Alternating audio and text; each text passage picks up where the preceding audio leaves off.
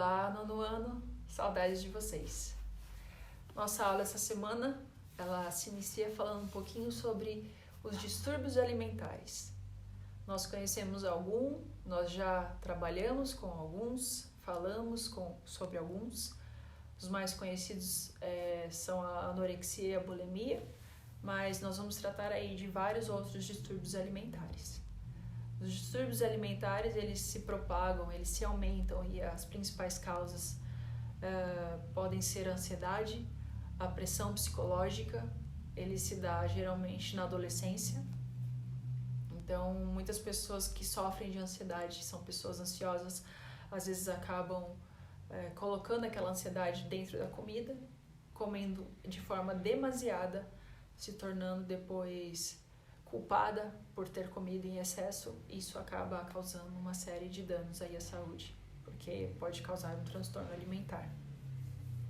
O que pode, dentro daí da nossa sociedade, causar um transtorno alimentar? Né? Que muitas pessoas acabam tendo depressão e um transtorno obsessivo por comida. E isso pode ter alguns fatores de risco. Por exemplo, um fator de risco. Muitas pessoas acabam tendo obsessão pelo seu corpo.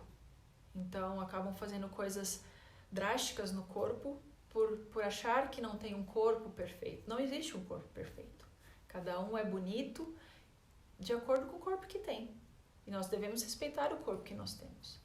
Então, muitos acabam tendo esse transtorno e achando, e ao olhar no espelho, não enxergam aquilo que gostariam e acabam tendo um culto ao corpo e modificando drasticamente o corpo.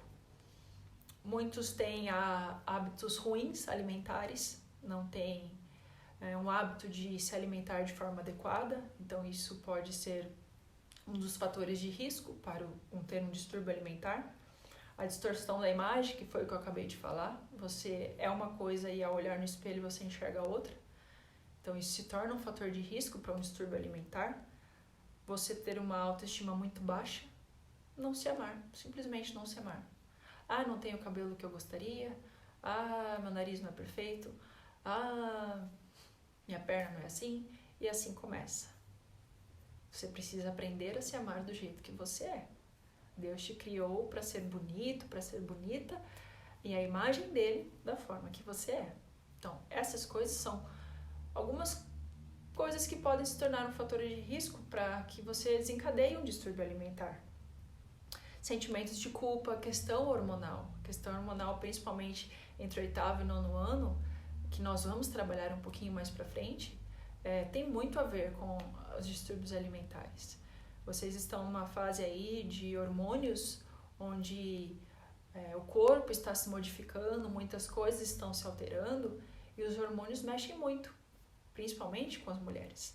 Geralmente os distúrbios alimentares se dão mais em meninas do que em meninos. Não que meninos também não tenham, mas a propensão é maior em meninas. Justamente por essa questão de imagem, de se comparar com outra menina e essa questão hormonal principalmente. E o outro fator de risco seria os distúrbios emocionais aí. Que nessa época que nós estamos em isolamento, eles podem se tornar mais frequentes. Você se sente solitário, você não tem com quem conversar, você acaba tendo pensamentos ruins e isso pode aí causar um distúrbio alimentar. Então esse foi apenas um apanhado, apenas um resumo do que seriam os fatores de risco que podem causar um distúrbio alimentar, e ao longo da semana nós vamos aprender um pouquinho mais sobre cada distúrbio alimentar. Que você possa ter uma semana de muitos estudos, que vocês possam estar aí fazendo e postando no Eclass o meu exercício, a minha atividade, e que vocês possam também praticar um pouquinho de exercício físico, de alongamento, possam se hidratar, possam respirar ar puro e possam dormir as horas necessárias para que vocês possam ter um dia agradável de aula. Um forte abraço, estou morrendo de saudade de vocês. Espero que vocês tenham uma semana maravilhosa. Um beijo. Tchau, tchau.